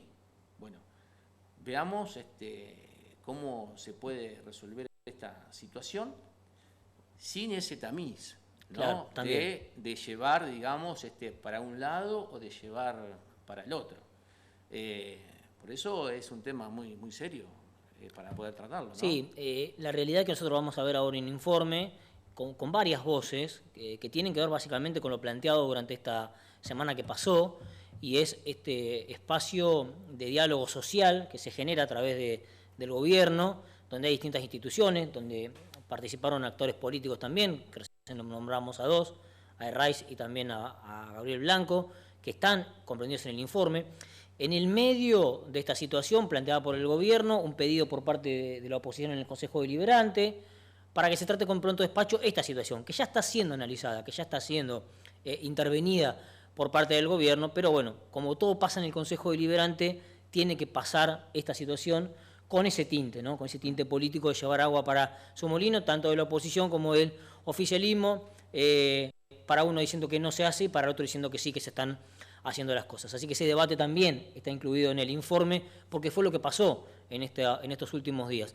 Lo importante también es cuantificarlo esto, ¿no? Cuantificar lo que está pasando. Y también en el informe aparece la secretaria de Desarrollo Humano, Mercedes Arauz de la Madrid, poniendo números en la situación, de cómo va a ser la asistencia, de cuál va a ser la asistencia, de este refuerzo que se va a dar, cómo se va a dar, ¿no es cierto?, que se va a dar, que va a ser un refuerzo nocturno, que hasta ya tiene identificadas a las familias a las cuales se le va a dar esa asistencia mayor todavía. Por lo tanto, bueno, como bien decías vos, Manuel, es un tema importante, es un tema que tiene muchas aristas, tiene una arista que es la más importante, que es la social, pero no son ajenos al informe todos los condimentos políticos que también estuvieron durante esta semana con respecto a este tema. Vamos a ver entonces el informe que tiene que ver con todas estas voces y con este tema específico. Bueno, la verdad que una reunión importantísima que hasta supera, si querés, las expectativas que teníamos desde el gobierno. Creemos que el gobierno tiene la obligación y la responsabilidad de convocar a las distintas instituciones a lo que le llamamos un encuentro para el diálogo social. Es una idea que obviamente surgió allá por el 23 de diciembre cuando se aprobó la emergencia social, entre otras cosas, pero la emergencia también es económica, es laboral. Y bueno, y hoy, a 6 meses de haber asumido, habiendo, si se quiere, atajado la coyuntura y un poco más los temas de emergencia propios de la administración, sin perder de vista lo que es la problemática social, estamos abriendo el juego a las instituciones de bien público que tienen una incidencia cotidiana con este tipo de problemáticas y de la cuestión macro, pero microeconómica, doméstica, que nos azota, y bueno, convocarlos a este diálogo social para encontrar más y mejores soluciones, para expandirnos en el territorio, para poder profundizar políticas públicas y para poder pensar más allá de las narices. Beltebroch decía, ¿qué tiempo será en esto que hay que explicar lo obvio, ¿no? Fui invitado a participar de una mesa, como vos bien dijiste, Gastón, social, donde hace un tiempo venimos trabajando con el bloque de concejales del Frente una propuesta que, según como la veas, algunos la pueden tomar de manera oportunista. Nosotros, a la hora de hablarlo con Yamila, que fue con la que más hablé, lo planteamos desde una óptica propositiva, donde creo que es momento de trabajar en conjunto y mostrar a la sociedad una madurez política, y hoy fui invitado por el Ejecutivo desde el rol de políticas socioeducativas, pero el intendente Ramiro cuando me convoca como un actor opositor, que eso creo que también para algunos puede sonar raro, pero para la mayoría lo tiene que entender como un gesto de madurez, porque en ningún momento se dejó vislumbrar alguna cuestión que no sea este punto en común que tenemos que tener hoy, que es la urgencia alimentaria que hay en 25 de mayo, y no solo urgencia alimentaria, sino también en medicación, en vestimenta, en cuestiones edilicias, y que cada vez se van a agravar más. Y yo creo que eso nos tiene que, como dijo el otro día el obispo en la misa del 25 de mayo, qué estamos haciendo desde el rol que nos toca ocupar por los más humildes. Entonces, yo desde mi rol, en este caso activo de política socioeducativa, pero también como un actor político, opositor, porque obviamente eso se remarcó y creo que está bueno que se remarque, creo que debemos tener esa madurez y encontrarnos en estos puntos, y cada uno aportar desde su lugar. Mira, la gente tiene hambre desde que yo tengo uso de razón. La verdad que lo que hoy sucede en 25 de mayo, pues nosotros no nos sacamos el saco, al revés, nos ponemos el saco, nos ponemos a trabajar, más que el saco, el overol.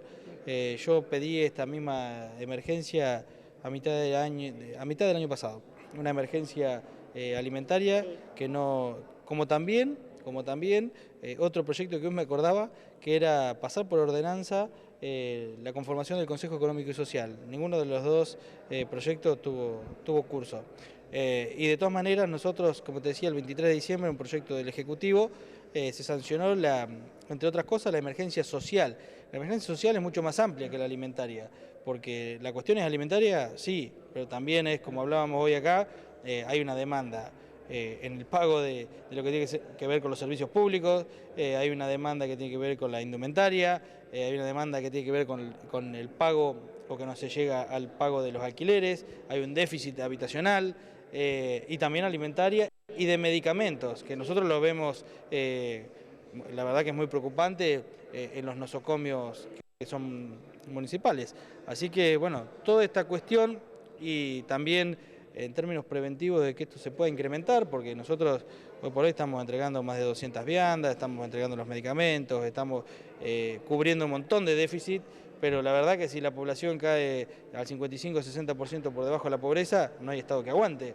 Entonces, esto es parte de un llamado al diálogo sincero, un diálogo sin mezquindades, sin pijoterismo político, sin ventajas políticas, es un diálogo que tenga que ver con la articulación y con la reconstrucción del tejido económico y social que se ha quebrantado, pero no desde ahora. Yo creo que, lo decía hace un rato, la democracia que se planteó allá por el 83, que Alfonsín decía, con la democracia se come, se cura y se educa. Realmente vemos que hay una enorme desasociación escolar, vemos que hay serias problemáticas en los sistemas de salud, vemos que hay serias problemáticas con el acceso a servicios fundamentales y a bienes e insumos fundamentales como medicamentos y también lo alimenticio. Así que, bueno, también la gente come, pero hay que ver qué come, ¿no? Esto también es un planteo que se está dando y que lo hemos abordado desde la Secretaría de Desarrollo Humano con profesionales del área de nutrición para ver qué come la gente. Y estamos diseñando un plan de asistencia municipal que sea un refuerzo, ¿no? Reforzar lo que la gente nos llega a comprar. La demanda creció, como te decía, en cuestión de viandas se están dando, pasamos de 130 a 200 diarias. Hay una realidad que también nosotros estábamos analizando. No sé si realmente es que las personas no están comiendo, sino que por ahí se está comiendo mal. Nosotros apuntábamos a una dieta saludable, nutritiva, ¿sí? No nos olvidemos que también dentro de la mesa social que se armó con distintas instituciones, con las iglesias, instituciones deportivas, la Liga, la Cámara de Comercio y el referente de patios de la oposición, que eso la verdad que fue grandioso. La idea es esta, la gente no es que no está comiendo, por así decirlo, se está comiendo mal. Entonces, el tema de las viandas, el refuerzo alimentario municipal, el RAM, es hacerlas nocturnas, por un tema de que la noche también es importante acostarse sin comer, muchos menores. Vemos que la mayoría están amparados dentro de los comedores, tengo los números también del Consejo Escolar, y las viandas que nosotros damos, y además, no sé si te lo dije, entregamos bolsones de mercadería que desde enero a mayo se entregaron 1.484 solamente en Ciudad Cabecera, ¿sí? Entonces, bueno, ver eso, una dieta saludable y nutritiva. Aproximadamente lo que nosotros estamos viendo de lo que llevamos del relevamiento serían 58 familias.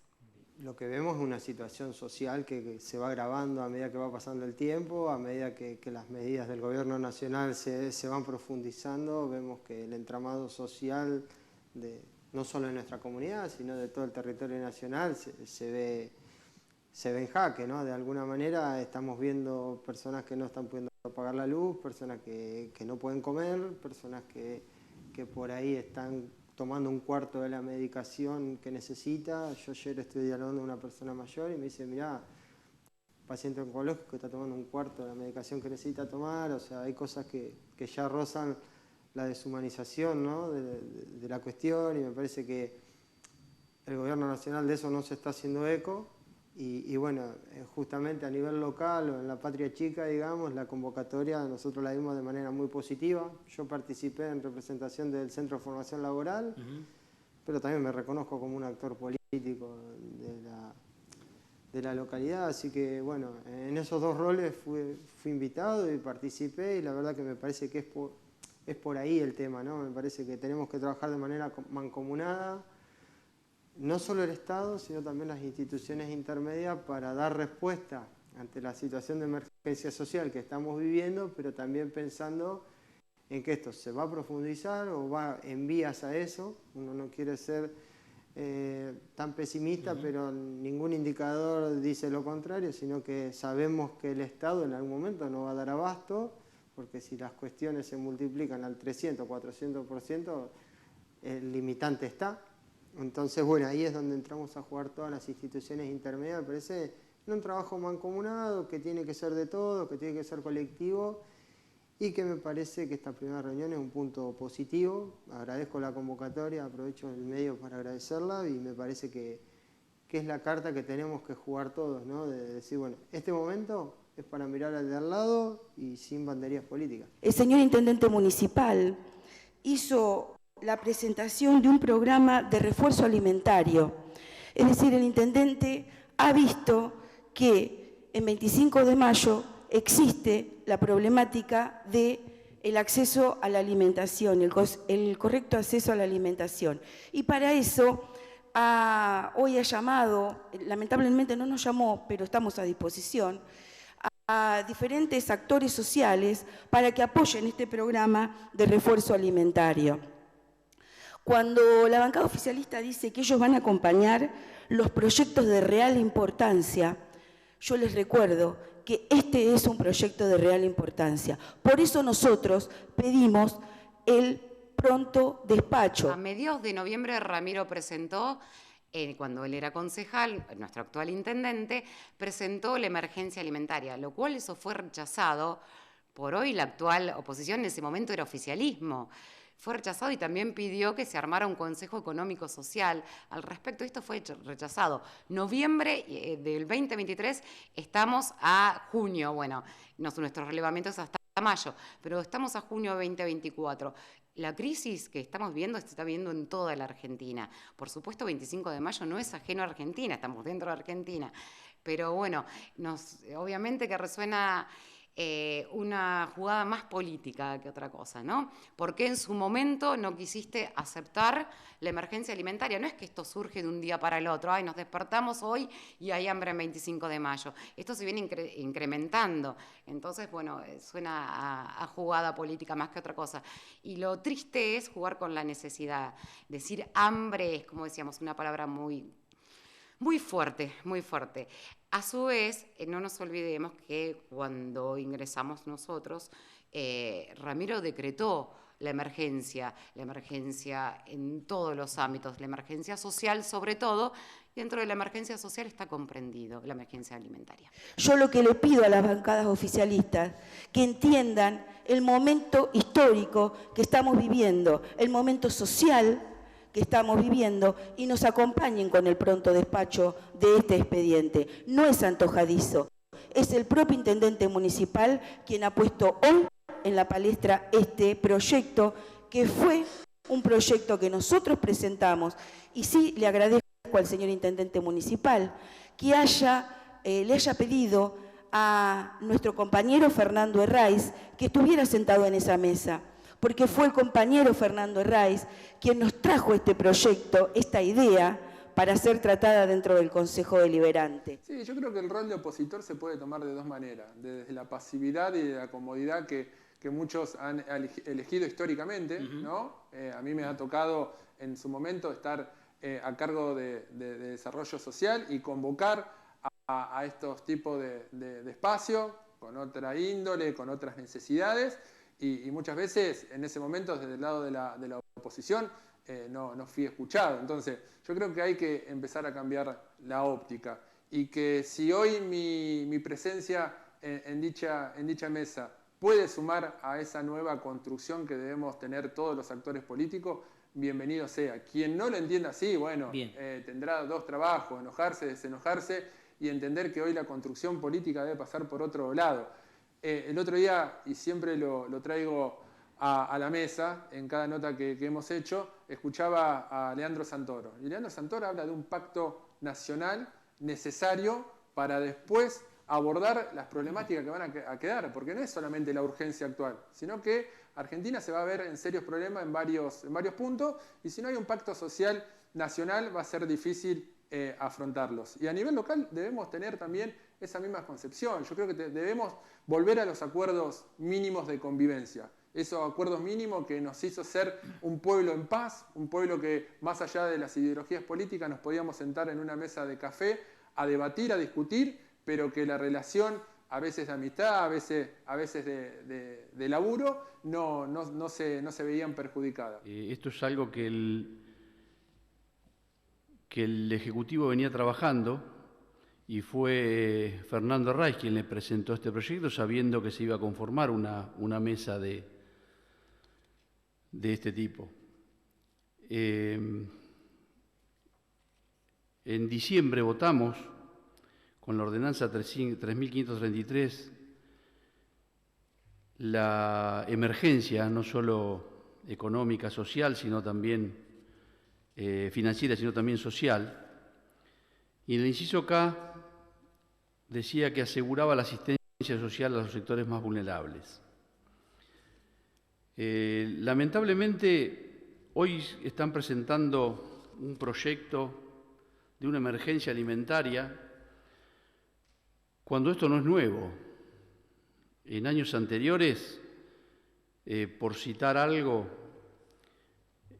el 4 de noviembre del 19, en plena campaña electoral, el exintendente Relinqueo, junto a otros intendentes peronistas, le pidieron a Vidal que decretara la emergencia alimentaria, siendo que en diciembre de ese mismo año, 3 meses después, ganaran las elecciones.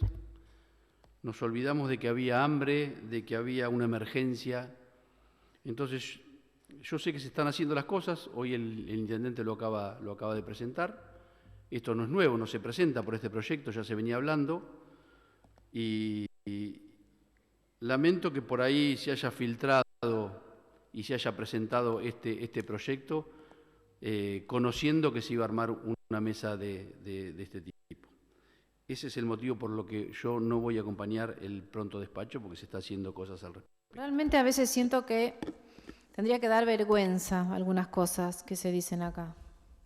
Primero, parecen los concejales del pasado. Señores, yo no les pido que miremos tan hacia el futuro, pero por lo menos estemos en el presente, en la realidad de nuestros 25eños hoy por hoy.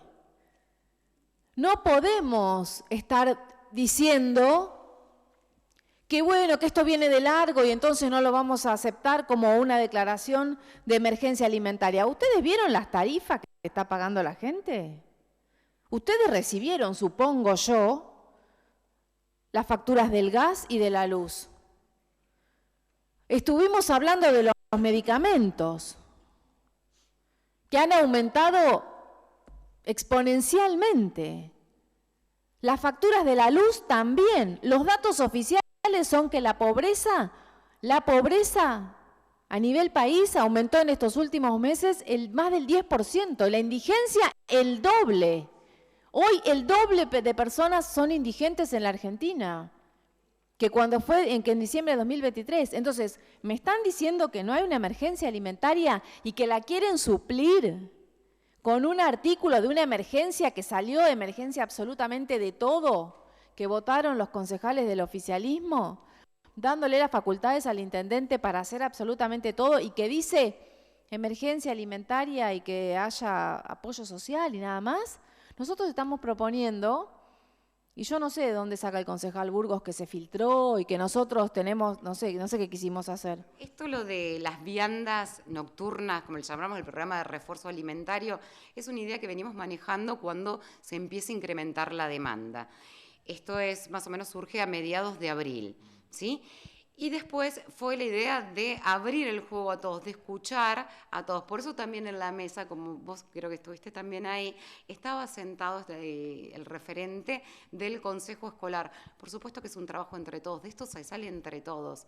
No es algo que decís, bueno, desde el municipio tomamos esta directiva o el intendente refirió tomar esto o actuar de esta manera.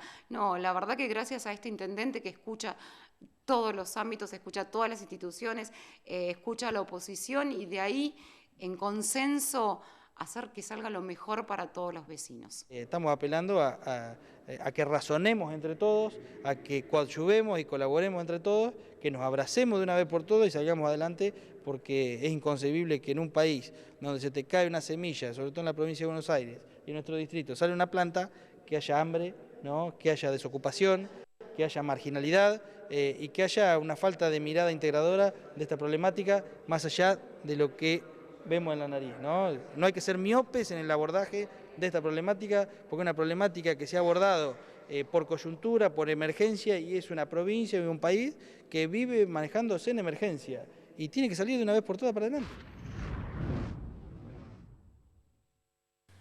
Bueno, Gastón, ahí veíamos esto, ¿no? Importante lo que vos decías antes, que me parece interesante, y es la cuantificación, ¿no? Es decir, la puntualización de las familias que están en situación de más crisis, para poder asistirlas y para poder ver justamente los sectores sociales que más pueden sufrir todo esto, que claro, recién comienza, porque la realidad es que, digamos, frente a lo que se viene, frente a lo que se está viendo de aumentos de tarifas, por ejemplo, hablando del tema de la energía, lo que se ve con respecto a la situación del trabajo y demás, son situaciones que no se van a resolver ni se van a bajar. Yo creo que al contrario, se mantienen y no suben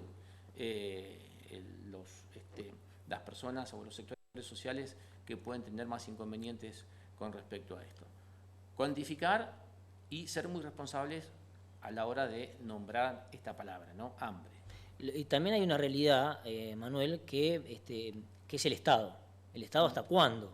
¿No? El Estado hasta cuándo con una asistencia de estas características? Por eso que, si ahí miraron el informe, Gabriel Blanco y también Fernando Raiz plantean una situación, a través de lo que también dice el intendente, plantean una situación de el Estado frente a esta situación de vulnerabilidad y con una pobreza que va subiendo, claro, hasta cuándo puede asistir. Por eso que también se plantea la posibilidad de la asistencia ante la coyuntura, pero después paulatinamente empezar a dar herramientas a esas familias o a esas personas para que puedan generar algo, ¿no es cierto?, claro, que tenga que ver con salidas laborales, posibilidades de cursos, posibilidades de capacitaciones, y en ese sentido que se empiece a generar, ¿no es cierto?, por ahí que se empiece a generar la posibilidad de un empleo, que eso es lo que se está buscando. No se está diciendo que no se va a ayudar, se está diciendo que la asistencia siempre no es la herramienta más importante, sino que generar algunas alternativas para que esa persona en algún momento tenga la posibilidad de generarse sus propios recursos para alimentarse él y a su familia. Exactamente. ¿Vamos a la pausa? Dale, ya venimos. Ya venimos.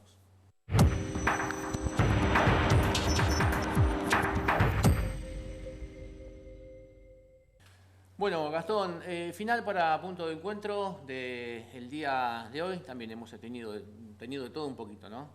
Sí, la verdad que sí. Me quedo con la foto. Me gustó la foto. Esperemos encontrar algunas otras fotos más. A veces las fotos no son todas feas, ¿no? No son todas de cuestiones que claro, tengan que ver con situaciones.